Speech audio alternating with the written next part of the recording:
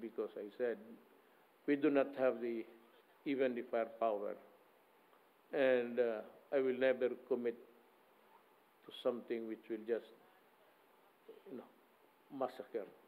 Bahala kayo dyan. Tayo cover lang.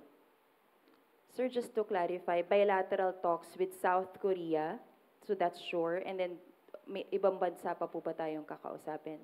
I'll talk to Korea.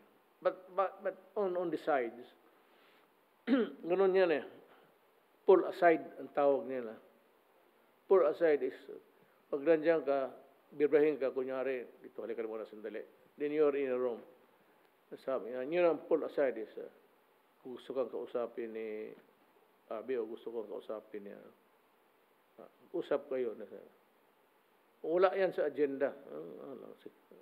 Karamihan security. I said, if it is to the interest of the Republic,